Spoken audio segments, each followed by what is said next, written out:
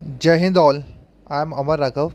I attended 1 AFSB Dehradun from 5th of July to 9th of July and I got conference out. My batch number was DFCAT M521 and now I will share all the information regarding the 5 days process. As a fresher, I will share my whole experience, that in which thing I excel and in which things I didn't do the well. That's why I got conference out. But for that I will start from the beginning, the day one, and I will start from the reporting. तो सबसे पहले 6 बजे का time होता है reporting का। तो almost all जितने भी स्टूडेंट्स होते हैं 6 से लेकर 6:30 या 7 मैक्स सब लोग वहाँ रिपोर्ट कर देते हैं।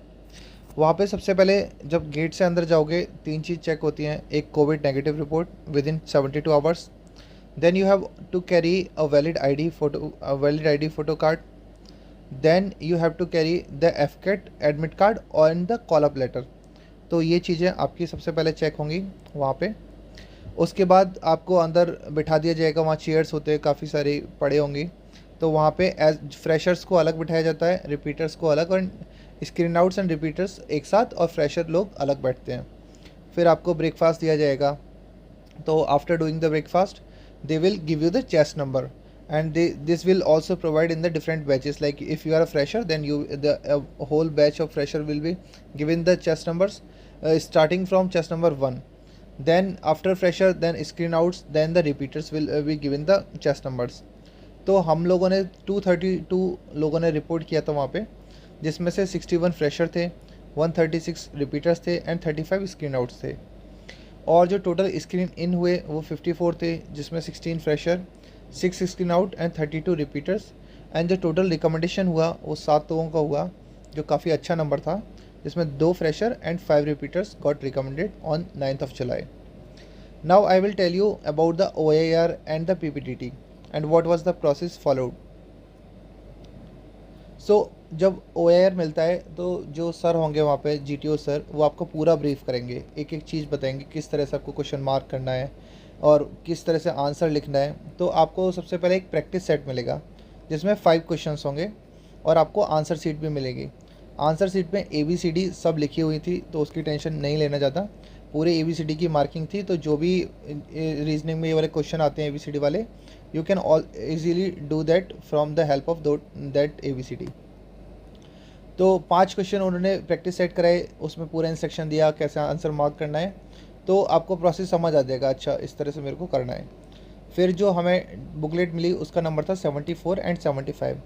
तो जो फर्स्ट बुकलेट मेरे को मिली थी वो 74 थी, time 27 minute and the question were 50 and the question were very easy to moderate level. And in the 74 I was able to do 49 question and I think all were correct. Then they will exchange your booklet, then they will give you another booklet, that is 75. In the 75 I was able to do 45 questions and all the questions were doable. I was little weak in the doing the letters, jumbled letters question. तो उसमें इस तरह के question आते हैं कि jumble letters रहेंगे, उनसे वर्ड बनाना होता है। तो मेरे पे वो थोड़े क्वेश्चन नहीं हुए, तो इसलिए मैं 45 कर पाया, क्योंकि स्टक नहीं किया था दिमाग में वर्ड, क्या वर्ड बन रहा है। बाकी अगर आप इसमें एक्सेल हैं, आप इसमें अच्छा करते हैं, तो आप आराम से कर लेंगे, कोई भी दिक्कत नहीं आएगी। और एक चीज़ मैंने नोटिस की, जैसे टेलीग्राम वगैरह पे बहुत सारे ओल्ड OAR सेट्स पड़े हुए हैं, तो थोड़ा पैटर्न चेंज था। वो जो सेट वाले क्वेश्चन आते हैं, सेट ABC में कौन सा कॉमन है, उस तरह का कोई क्वेश्चन नहीं था वहाँ। और थोड़े नए क्वेश्चन थे, अच्छे क्वेश्चन थे, जिसमें मैथ्स के रीजनिंग वाले क्वेश्चन थे और सीरीज़ वाले क्वेश्चन थे और फिगर्स वाले भी क्वेश्चन थे, डायरेक्शन के 2 क्वेश्चन थे, और फिर वर्ड को, जंबल्ड वर्ड को एक सेंटेंस बनाना था, उसका क्वेश्चन था। और जो मैंने वर्ड्स वाले बताए लेटर्स थे, उनसे वर्ड बनाना था, तो उसके कई क्वेश्चन थे, 6-7 क्वेश्चन थे। तो आप इन चीज़ों की प्रैक्टिस कर लेना और फिगर्स वालों की अच्छे से प्रैक्टिस करो, तो आपको कोई भी दिक्कत नहीं होगी, आराम से हो जाएगा।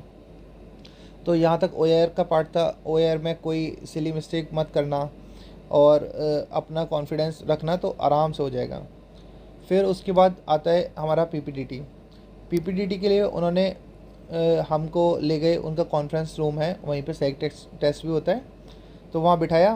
फिर वो इंस्ट्रक्शन देते हैं, वो सब इंस्ट्रक्शन आपको पता होगा अगर आप प्रिपेयर कर रहे हो। एक बॉक्स होता है, उसमें 3 चीज़ें पढ़नी होती है, तो मैंने उसका कोड बना रखा है, सैम, सेक्स, एज एंड मूड। तो आपको इन तीनों चीज़ों को, जो भी आपको कैरेक्टर दिखे, वो तीनों को ये लिखना है कि इसका सेक्स क्या है, इसकी एज क्या है और इसका मूड क्या है। और बाकी वो क्लियर इंस्ट्रक्शन देते हैं, तो you will get to know that how to fill that box. Then they will give you 1 minute for writing the action part and 4 minutes for writing the story. So the total time will be given to you is 5 minutes and 30 seconds. And it is quite enough. If you get the idea, if you get the picture right, then you will easily be able to complete your story. फिर जब complete story हो गई, उसके बाद उन्होंने बोला कि इसको फोल्ड कर लो और अपने लेफ्ट हैंड में पकड़ लो। फिर उसके बाद हम लोगों को ले जाएगा ग्राउंड में, जहाँ पर इनका जीटीओ होता है, मतलब हम लोगों का बाद में जीटीओ हुआ था वहाँ पे। तो वहाँ ऑलरेडी चेयर्स पड़े हुए थे 15 के बैच में, तो वहाँ पे ले गए, वहाँ पे डिस्कशन हुआ। तो हमें ज़्यादा टाइम नहीं मिला था, मैं बोलूँगा मुश्किल से 5 या 10 मिनट मिले होंगे from that room to the GTO ground to memorize our stories. तो आपको भी हो सकता है इतना ही टाइम मिले 1 FSP में। तो उतने टाइम में जब तक आप वॉक करते हुए जा रहे हैं, तो अपनी स्टोरी को बार बार अपने दिमाग में सोचते रहिए, तो आपको पूरी स्टोरी याद रहेगी। फिर 15 के बैच में बिठा दिया, वही जनरल इंस्ट्रक्शन होते हैं। You do not have to describe the picture, you have to tell the picture to your group, not to the GTOs, you have to narrate that. And while doing the narration, I noticed one thing, that if you are describing the picture, then the GTO sir will stop you. Okay, I got your idea. But if your story is good and if you are telling the action part, then they might give you the time, sufficient time was there. They were not stopping anyone, and they will give you around 1 minute as a fresher to complete your story. तो हम लोग 15 थे, जिसमें से कई लोग ऐसे थे जो नहीं कंप्लीट कर पाए अपना नरेशन, या फिर फंबल कर रहे थे, या लैक ऑफ कॉन्फिडेंस था। पर मेरे को अपनी स्टोरी पे भरोसा था, तो मैंने बहुत कॉन्फिडेंटली अपनी स्टोरी नरेट की। मेरा चेस्ट नंबर उस टाइम 44 था स्क्रीन इन के टाइम। तो मैंने, हमारे ग्रुप में से 4 लोगों ने अच्छी तरह से नरेशन किया था, और चारों के 4 लोग हम इन हो गए थे। जो स्टोरी आई थी उसमें 4 कैरेक्टर थे, 3 मेल, जिसमें 2 लड़के थे, यंग कॉलेज स्टूडेंट लग रहे थे, एक गार्ड था, वो चेयर पर बैठा हुआ था पीछे, और एक फ़ीमेल थी, एक यंग गर्ल थी एक बॉय के साथ। और सबका मूड पॉजिटिव था काफ़ी। और बहुत से लोगों ने, किसी ने, मतलब कॉलेज की थीम थी, मैंने बनाया था उसमें रोबोटिक कंपटीशन। और सेम एक और चेस्ट नंबर था 39 जो मेरे साथ स्क्रीन हुआ, उसकी भी स्टोरी रोबोटिक कंपटीशन पे थी। और कुछ बंदों ने उसे बनाया था प्लेसमेंट सेल से आए हैं, या फिर डाटा सिक्योरिटी पे वर्क कर रहे हैं। तो mostly themes were related to the students and the college. तो और फिर मेरे को जो चीज़ सबसे मेन लगी स्क्रीन इन में, वो थी तुम्हारा कॉन्फिडेंस। तुम फुल कॉन्फिडेंट होने चाहिए अपनी स्टोरी पे, बिल्कुल कॉन्फिडेंटली नरेट करना है। बॉडी पोजीशन एकदम अच्छे से रखनी है, तुम कहीं भी लेथार्जिक नहीं दिखने चाहिए उसमें, या फिर तुम्हारे जो पैर हैं वो फोल्ड होकर पीछे नहीं जाने चाहिए, या बिल्कुल ऐसा नहीं लगना चाहिए कि तुम यार कॉन्फिडेंट नहीं हो। अपने स्टोरी नरेट करो कॉन्फिडेंटली, आराम से पूरा टाइम मिलेगा। अपने ग्रुप को देख के नरेट करो, और जब दूसरे बंदे नरेट कर रहे हैं तो उनकी तरफ देख के अपना सिर भी हिला सकते हो कि yes I am getting your story. तो उससे क्या होगा, जब तुम दूसरे की तरफ देखोगे तो दूसरा बंदा भी तुमसे आई कांटेक्ट करेगा। फिर इस चीज़ को GTO सर नोटिस करते हैं कि अच्छा ये बंदे में कॉन्फिडेंस है, ये इसको खुद पे भी प्रेशर है, फिर भी ये दूसरों से आई कांटेक्ट कर रहा है, दूसरों की स्टोरी सुन रहा है, तो वो बहुत पॉजिटिव जाएगा तुम्हारे लिए। और स्क्रीन के बाद नरेशन के बाद तुमको आइडिया लग जाएगा कि यार मेरा हो जाएगा स्क्रीन। तो उसमें बस ये 10 या 15 मिनट का गेम है। पूरे टाइम आपको अपने आप को मोटिवेटेड रखना है कि यार बस 15 मिनट झेलना है, 15 मिनट तक मैं मोटिवेटेड रहा, कॉन्फिडेंट रहा, तो मेरा काम हो जाएगा। तो उन 15 मिनट्स में बिल्कुल भी कहीं भी लैक ऑफ कॉन्फिडेंस नहीं आना चाहिए। आराम से दूसरे की स्टोरी सुनो और अपनी भी नरेट करो। फिर हमारा GD हुआ, GD में कोई कॉमन थीम नहीं आई, सब लोग अपना अपना बोल रहे थे। पर उसमें एक चीज़ ध्यान रखना कि अपनी स्टोरी एकदम से गिव अप मत कर देना कि फर्स्ट पॉइंट में तुम दूसरे की स्टोरी सपोर्ट करने लग जाओ। At least you should give a try to your story for once you try to put your story. Okay gentlemen, I think this we can make a theme around this. तो एक try देना। अगर फिर तुम्हें लगता है कि दूसरों की स्टोरी ज़्यादा अच्छी है, ग्रुप उस तरफ जाना है, तो फिर वहाँ डिसएग्री मत करना, तुरंत ग्रुप के साथ चल देना। फिर उसमें एक्शंस पॉइंट ऐड करने की कोशिश करना।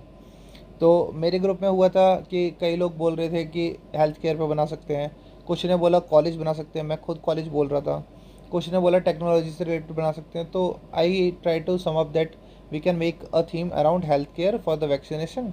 सो all the students who and these were college students who were doing a research on an app।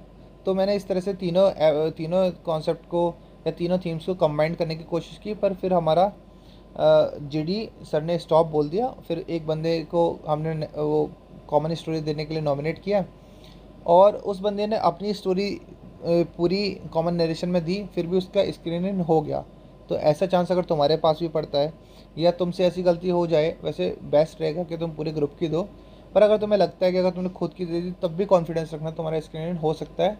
अगर तुमने अपनी इंडिविजुअल स्टोरी में फुल कॉन्फिडेंस दिखाया है या फिर जो ग्रुप स्टोरी भी दी है वो भी कॉन्फिडेंटली दी है, तो स्क्रीनिंग हो जाता है। तो यहाँ तक स्क्रीन की कहानी थी, उसका पूरा सीक्रेट ये है कॉन्फिडेंस। ओआर कॉन्फिडेंटली हैंडल करो, आराम से काम रख के करो, आराम से हो जाएगा। और जो नरेशन है वो भी कॉन्फिडेंटली करो, तुम्हारा स्क्रीनिंग पक्का है, 100% मैं कह सकता हूँ। एंड देन उसके बाद जब स्क्रीनिंग के बाद फिर जो हो जाता है, फिर नए नए चेस्ट नंबर मिलते हैं, एक अलग खुशी होती है स्क्रीनिंग में जब तुम्हारा चेस्ट नंबर बोला जाएगा। मेरा 44 था and I was very happy. फिर वो 5 मिनट का टाइम देते हैं, उसमें तुम अपना फ़ोन वोन सबमिट करो, अपने डॉक्यूमेंट्स वगैरह निकाल लो। फिर वो डॉक्यूमेंट वेरिफिकेशन होता है जो 1 से 1.5 घंटे चलता है। And the next thing from the day 1 psych to all the day 5 I will conduct in the upcoming videos. Thank you and like and subscribe to my channel.